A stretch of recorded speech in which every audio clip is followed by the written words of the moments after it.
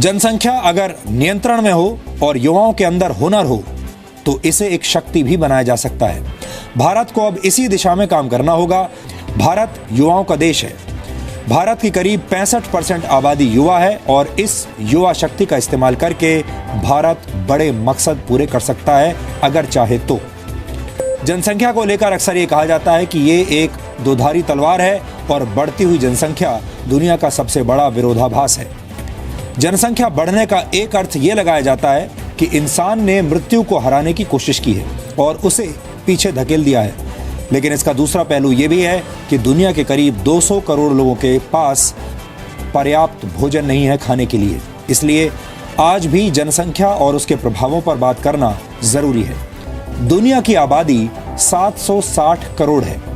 जनसंख्या के मामले में टॉप 3 देशों की बात करें तो अब भी पहले नंबर पर चीन है, जहां लगभग 140 करोड़ लोग रहते हैं। दूसरे नंबर पर भारत है और तीसरे नंबर पर अमेरिका है।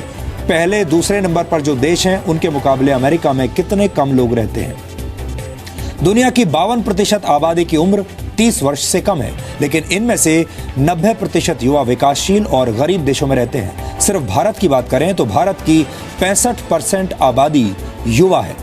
इन आंकड़ों का एक मतलब यह भी है कि दुनिया की आबादी भले ही युवा हो, लेकिन इस युवा शक्ति का इस्तेमाल करने के संसाधन ज्यादातर देशों के पास नहीं है। इसलिए हो सकता है कि आगे चलकर यह आबादी एक बोझ बन जाए। पूरी दुनिया में भारत दूसरे नंबर पर है और युवा शक्ति की बात की जाए तो सबसे ज्यादा युवा भारत में है। यानी कि भारत का सिर्फ 1/3 हिस्सा है अमेरिका, लेकिन फिर भी अमेरिका में विकास ज्यादा है और उसकी तुलना भारत से की जाए तो यहाँ पर बेरोजगारी ज्यादा है। इसकी सबसे बड़ी वजह यह है कि युवा अपनी शक्तियों का इस्तेमाल नहीं करता है या वह उन शक्तियों को पहचान भी नहीं पाता है कि उसके अंदर कितने हुनर है, कितने उसके अंदर टैलेंट है, स्किल है और कितना एफर्ट वो कर सकता है और उन एफर्ट के जरिए वो कुछ भी हासिल कर सकता है।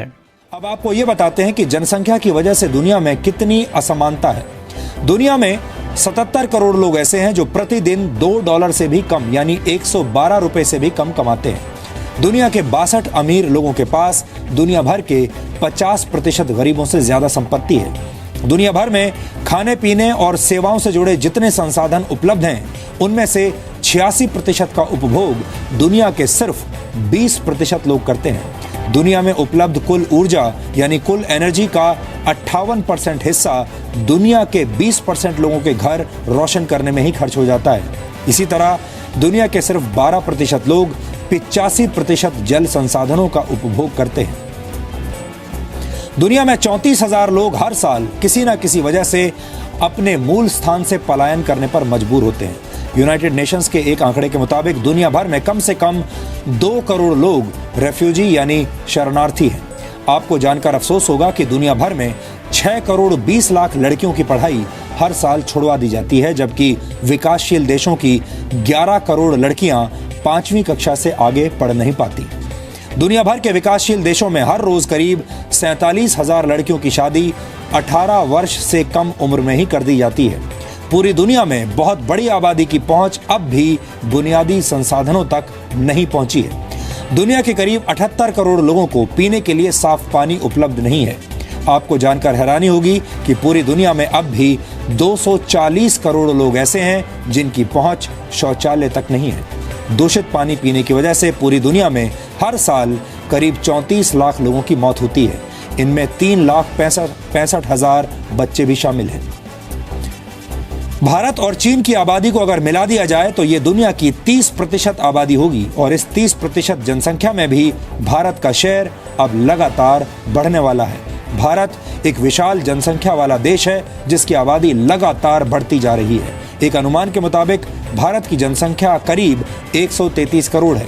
कहा जाता है कि भारत आबादी के मामले में हर वर्ष ऑस्ट्रेलिया जितना बड़ा देश पैदा करता है, लेकिन आपको जानकर हैरानी होगी कि भारत के हर राज्य की जनसंख्या दुनिया के किसी न किसी देश की जनसंख्या के बराबर है या फिर उससे ज्यादा है। यानी हम कह सकते हैं कि दुनिया के ज्यादातर देश हिंदुस्तान के आंगन में खेलते हैं। भारत के सबसे ज्यादा आबादी वाले राज्य उत्तर प्रदेश की आबादी ब्राजील की आबादी के बराबर है। उत्तर प्रदेश की जनसंख्या 22 करोड़ से ज्यादा है। भारत के दूसरे सबसे ज्यादा आबादी वाले राज्य महाराष्ट्र की जनसंख्या जापान की जनसंख्या के बराबर है। महाराष्ट्र की जनसंख्या 12 करोड़ से ज्यादा है। इसी तरह राजस्थान की जनसंख्या थाईलैंड के बराबर है। मध्य प्रदेश की जनसंख्या लगभग ईरान की आबादी के बराबर है। पंजाब की बात करें तो उसमें मलेशिया की आबादी समा सकती है।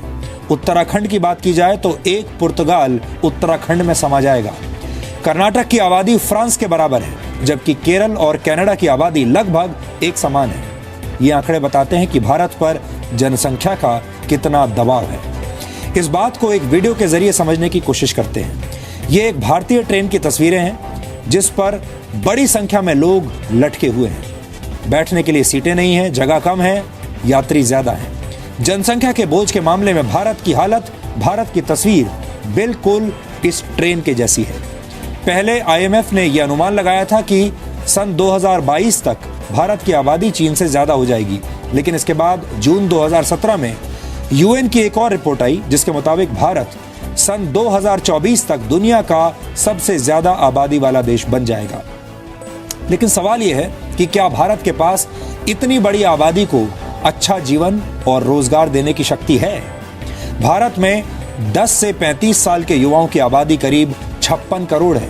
इस युवा शक्ति के जरिए भारत डिफेंस, मेडिकल और टेक्नोलॉजी के क्षेत्र में दुनिया की एक बड़ी ताकत बन सकता है। 2025 तक भारत को 8 करोड़ नई नौकरियों की जरूरत होगी। इसके अलावा 2022 तक देश को करीब 10 करोड़ स्किल्ड युवाओं की जरूरत होगी। इतनी जल्दी ये जरूरत पूरी होना बहुत मुश्किल है। परेशानी की बात यह भी है कि देश में अनपढ़ युवाओं की संख्या करीब 27 करोड़ है। हमारे युवा पढ़ाई कर भी लें तो भी वो नौकरी के काबिल नहीं बन पाते। एसोचैम की एक नई रिपोर्ट के मुताबिक भारत के 5,500 बिजनेस स्कूल से MBA करने वाले सिर्फ 7% छात्र ही नौकरी के काबिल होते हैं, नौकरी के लायक होते हैं। और अगर बाकी के 93% छात्रों को नौकरी मिल भी जाती है तो वो सिर्फ 10 से 12 हजार रुपए प्रति महीने की नौकरी ही कर पाते हैं। ये सिर्फ बिजनेस स्कूल्स के आंकड़े हैं, लेकिन अगर आप दूसरे क्षेत्रों पर रिसर्च करेंगे तो वहां पर भी हालात ऐसे ही हैं। हमारे देश में युवाओं की भीड़ है, लेकिन काबिलियत की कमी है, स्किल की कमी है। भारत में रोजगार बढ़ने की रफ्तार काफी कम है। तो बात साफ है, नौकरियां तो हैं, रोजगार तो हैं, लेकिन युवा शक्ति उसके लिए योग्य ही नहीं है। जैसा कि अभी आप वीडियो में देख पा रहे हैं, 2025 तक आपको इतने युवाओं की जरूरत तो पड़ेगी, लेकिन क्या भारत इतने युवाओं को स्किल्ड दे पाएगा? और क्या वो युवा स्किल्ड को ले पाएंगे जिससे कि वो युवा उस नौकरियों में काबिल बन पाएंगे? देश की 70% आबादी गांव में रहती है। भारत की 60% जमीन पर फसल पैदा की जाती है, लेकिन इसके बावजूद हमारे देश में 20 करोड़ से ज्यादा लोग रोजाना भूखे सोते हैं। बढ़ती जनसंख्या की वजह से देश में वाहनों की संख्या भी तेजी से बढ़ रही है, लेकिन सड़कों के निर्माण की रफ्तार उतनी तेज नहीं है। भारत का रोड नेटवर्क दुनिया में दूसरे नंबर पर है, लेकिन ये भी भारत की आबादी के लिए अब कम पड़ रहा है। ये हालात देखते हुए भारत के पास सिर्फ 2 ही विकल्प हैं। पहला, या तो भारत अपनी जनसंख्या वृद्धि में कमी लाने के लिए मजबूत उपाय ढूंढे, या फिर भारत शिक्षा, बुनियादी ढांचे, रोजगार और स्वास्थ्य जैसे क्षेत्रों में भारी निवेश करे, ताकि इन युवाओं का जीवन स्तर बेहतर हो और युवाओं की ये आबादी संसाधनों पर बोझ बनने की बजाय देश को आगे बढ़ाने का काम करे। अब हम आपको दुनिया की आबादी से जुड़े कुछ ऐसे आंकड़े दिखाना चाहते हैं जो इतने रोचक हैं कि इन्हें आप अपने परिवार और दोस्तों के साथ शेयर भी करना चाहेंगे। अगर आप 760 करोड़ लोगों को गिनना शुरू करेंगे तो आपको करीब 200 वर्ष लग जाएंगे। 700 करोड़ कदम चलने पर आप पूरी दुनिया के 133 चक्कर लगा सकते हैं। आज से ठीक 214 साल पहले यानी सन 1800 में दुनिया की आबादी 100 करोड़ हुआ करती थी। इसके बाद दुनिया की आबादी को डबल होने में 130 वर्ष का वक्त लगा। 1930 में दुनिया की आबादी 200 करोड़ हो गई। इसके बाद तो दुनिया की आबादी में जैसे पंख लग गए। 1960 में दुनिया की आबादी 300 करोड़ हो गई। 1974 में 400 करोड़, 1987 में 500 करोड़ और वर्ष 1999 में दुनिया की जनसंख्या बढ़कर 600 करोड़ तक पहुंच गई। 2011 में दुनिया की जनसंख्या 700 करोड़ हो गई।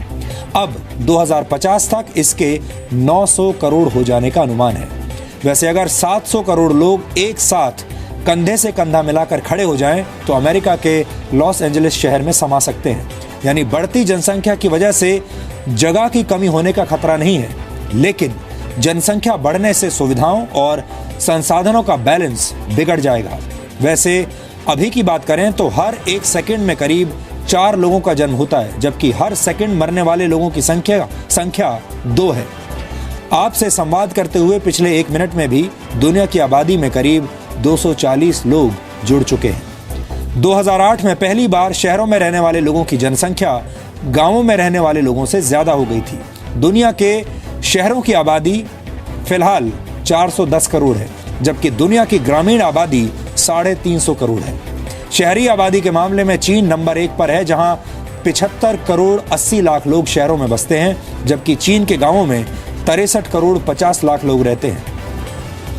दुनिया की कुल शहरी आबादी का 30% हिस्सा अकेले चीन और भारत में रहता है। 1975 तक पूरी दुनिया में सिर्फ 3 मेगा सिटीज थी, जबकि इस वक्त दुनिया में करीब 35 शहर ऐसे हैं जिन्हें मेगा सिटीज कहा जा सकता है। यहाँ आपको बता दें कि मेगा सिटीज का मतलब होता है ऐसे शहर जिनकी आबादी 1 करोड़ से ज्यादा हो। ऐसा अनुमान है कि सन 2050 तक दुनिया की 70% आबादी शहरों में रहने लगेगी।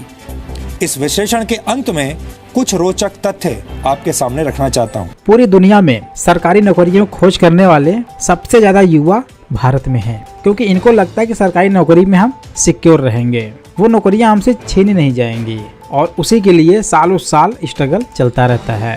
काश अगर वही स्ट्रगल किसी और भी फील्ड में किया जाए तो कुछ भी हासिल किया जा सकता है, और इतना बड़ा हासिल किया जा सकता है जिससे कि आप सैकड़ों नौकरियां प्रोवाइड कर सकते हैं। अगर सोशल नेटवर्किंग साइट फेसबुक को एक देश मान लिया जाए तो ये दुनिया की सबसे ज्यादा आबादी वाला देश होगा। फेसबुक के एक्टिव यूजर्स की संख्या 194 करोड़ है।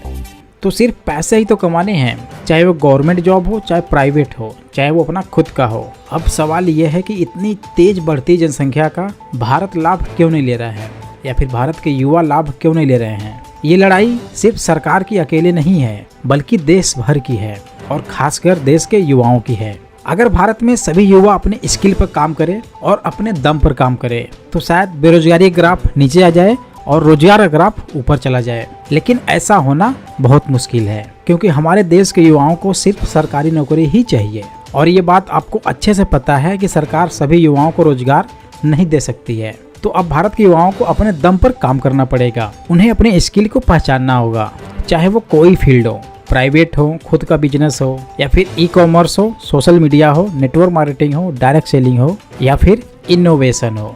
यहाँ पर मैं आपको एक चीज बताना चाहूँगा, नेटवर्क मार्केटिंग ही इस टाइम बेस्ट क्यों बनता जा रहा है, क्योंकि उसमें पैसे नहीं लगते हैं, और पैसे लगते हैं तो उतने के बराबर जितना कि आप डेली बाजार से सामान को खरीदते हैं। ध्यान देना, रेगुलर खरीदारी जो आप अपने घर के लिए कर रहे हैं, आप उसके साथ अपना बिजनेस सेटअप कर सकते हैं। यानी कि प्रोडक्ट कंपनी का, प्लेटफॉर्म भी कंपनी का, मार्केटिंग भी कंपनी की, स्टोर कंपनी का, यानी कि आपको एक बना बनाया बिजनेस मिल रहा है और आपको बस सेल करना है। तो उतना तो आप आराम से कर सकते हैं, और जब आपके पास पैसा इकट्ठा हो जाए तो आप जो चाहे वो बिजनेस स्टार्ट कर सकते हैं। सो आई होप गाइस कि आपको ये वीडियो काफी अच्छा लगा होगा। और जैसा कि अभी हमने पॉपुलेशन के अकॉर्डिंग देखा तो भारत दूसरे नंबर पर है, लेकिन भारत के युवा सबसे ऊपर हैं, तो वह कुछ भी कर सकते हैं।